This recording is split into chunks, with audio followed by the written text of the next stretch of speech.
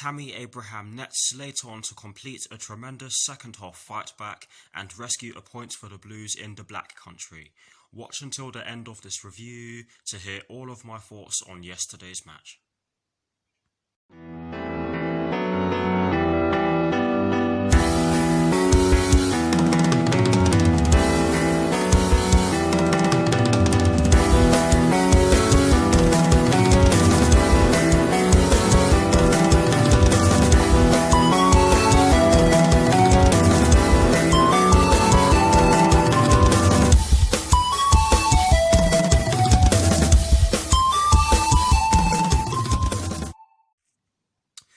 Hello people, welcome to my channel, welcome to another video. This is my review of the game which took place yesterday evening at the Hawthorns in the Premier League between West Bromwich Albion and Chelsea, which ended in a 3-3 draw. So what I'm going to do for you guys in terms of this review is that firstly, I will be giving you guys the lineup that Frank Lampard fielded at the start of the match. I'll then be giving you guys my thoughts on the match itself, and as always I will be including the positives and the negatives in which I took from the match, and lastly I will be giving you guys my thoughts on Chelsea's upcoming Carabao Cup tie against Tottenham Hotspur, which will be taking place this Tuesday at the Tottenham Hotspur Stadium with kickoff at 7:45 PM UK time. So without further ado, let's get straight into this review.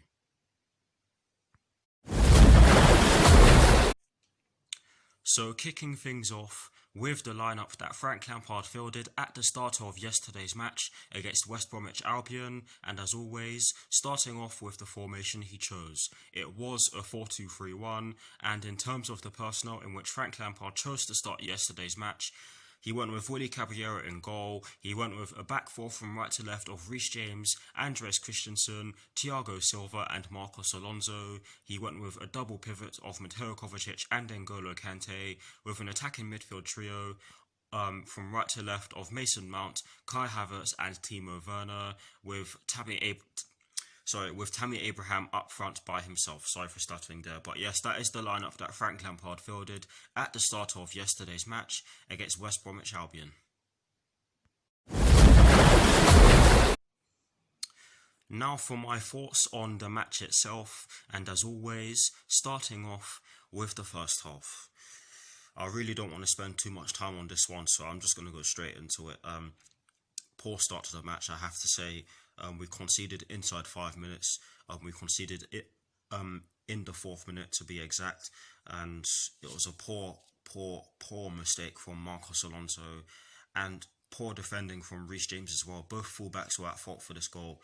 I said this in my reaction video. Marcos Alonso for giving the ball away, and Reece James for not getting tight enough to Callum Robinson, who ended up putting the ball into the back of the net from just inside the box. It was a great strike, and I'm not going to blame Willy Caballero for this because he did everything he could. He got down very quickly, but the ball just had, the shot just had too much power on it, and yeah, he got beaten fair and square. So yeah, poor mistake from our fullbacks. The centre-backs couldn't do anything because if they went wide, then Callum Robinson would have saw the space in the middle. But honestly, it's just poor defending again, and I'm not even surprised anymore. In the 24th minute, I think it was, we went 2-0 down, but just before that, we did create some glorious chances which we should have converted. Honestly, we just weren't clinical in the first half, and I'll touch on this later on, but we had chances to get ourselves back into the game. Tammy Abraham had a chance. Timo Werner had a chance to equalise and make it 1-1. Kai Havertz did have a shot from the right-hand side of the box, which did go straight at the goalkeeper, but it is a chance. But honestly, guys, we had chances to equalise and even take the lead in the first half. But the second goal, this was poor defending again. I think Thiago Silva received the ball from Mateo Kovacic. I can't remember if he received the ball or not, but Thiago Silva had the ball and he got robbed of the ball by Callum Robinson, and he ran through into the box and fired it underneath Caballero, who possibly should have done better. with this one because it was a lot closer to him than the earlier one, which was scored by Callum Robinson. But again, poor defending, and I'm not going to put too much blame on Caballero because of the nonsense that was going on in front of him in the first half. And then shortly after that, they got the third, and oh my god. Again, atrocious, shocking defending from us from a set piece. The corner comes in from the left-hand side, their left-hand side that is, and I can't remember who heads it on. One of their players heads it into the box, and Kyle Bartley got onto the second ball, and he was all alone in the right-hand side of the box. He was all alone. Reece James had his back facing him, and if you have your back facing a defender, if you have your back facing an attacker, they can do whatever the hell they want when they get the ball. You can't do anything. It's as simple as that. And yeah, poor. It's just poor. And yeah, it could have been worse as well because West Bromwich Albion did have chances in that first half. But I'm not, like I said already, I'm not going to spend too much time on the first half because it was shocking. And yeah, overall it was shocking defensively. Offensively, I felt as though we did all right, but we could have done a lot better in terms of our chance conversion. But yes, now for my thoughts on the second half. We did make a good start to the second half. We won a couple of corners early on, although we didn't make too much of them, and we were doing a lot of attacking. And I did say this in my reaction video. You'd expect us to do so when we're 3-0 down, but yes, we did look good going forward in the second half. And Frank Lampard did ring the changes at half time.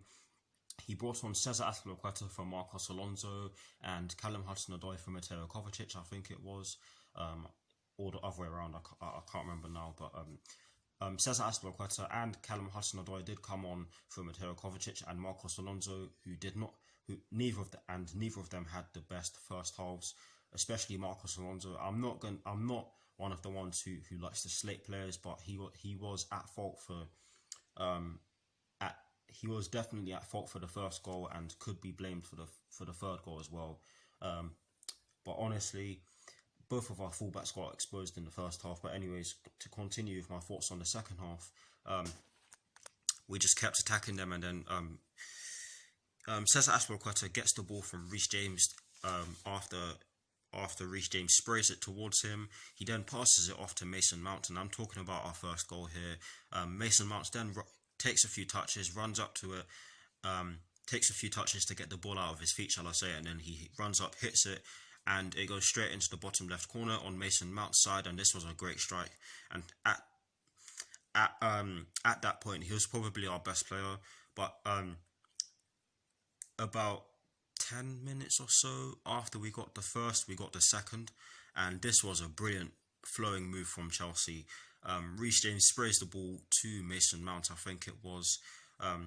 He then passes it off to Timo Werner, who then gives it to Callum Hudson-Odoi. Callum Hudson-Odoi passes it off to Kai Havertz, who is situated in the centre of the box at the time. Callum Hudson-Odoi then runs into the space and gets the ball from Kai Havertz, and he just caresses it into the bottom right corner on his side, and that brought us back into the game. And then we continued to attack them. West Bromwich Albion didn't really have too many clear-cut chances in the second half, but we got the equaliser in the 93rd minute through Tammy Abraham, the former Aston Villa man, and yeah, I think it was deserved, and we could have scored more, and to be honest, we should have scored more. But overall, it was a game of two halves. Shocking first half performance, but a better second half performance. And in terms of the positives and the negatives in which I took from the match, starting off with the positives, I only took one positive from yesterday's match, and that is the fact that Callum Hudson-Odoi and Cesar Azpilicueta changed the game in the second half. I'm just going to leave that one there because I want to get the negatives out of the way. There are two negatives in which I took from yesterday's match, and the first one is the fact that we were not clinical. If we took most of our chances, then we would have won the game because we had so many shots. We had 22 shots and 10 on target, and if we took at least half of them, then we definitely would have won the game, in my opinion. Yes, I know that's not how football works, but you can argue that we would have gotten a more positive result if we took more of our chances. But yes, we were not clinical, and the second negative in which I took from yesterday's match is the fact that our first half defensive performance, shall I say, was embarrassing. And I've touched on it already. I always seem to be touching on our defensive mistakes, so I'm just going to leave that one there. And that is it for my thoughts on yesterday's match. Please do let me know what your thoughts on yesterday's match are in the comment section below, and as always guys, I will do my very best to respond. Now to conclude this review, I'm going to give you guys my thoughts on Chelsea's upcoming Carabao Cup fixture, which will be taking place next Tuesday or this Tuesday, whichever one you guys want. At the Tottenham Hotspur Stadium against Tottenham Hotspur, with kickoff at 7:45 PM UK time. I'm just going to say it like this. Yesterday I was confident that we'll get a 3-0 win, and I was told why I should never be confident, to be honest, because our defending pretty much cost us yesterday evening. But against Tottenham Hotspur, we can get the job done, but against the Jose Mourinho team, it will by no means be an easy task. There is a chance that we'll have Hakim Ziyech and Christian Pulisic back and ready to be in contention for a starting place. I hope that made sense. But this will by no means be an easy game, and I'm certainly not confident, especially with the way we played defensively yesterday evening. But hopefully we get the job done, because of course we Chelsea fans do not like Tottenham Hotspur. I certainly don't.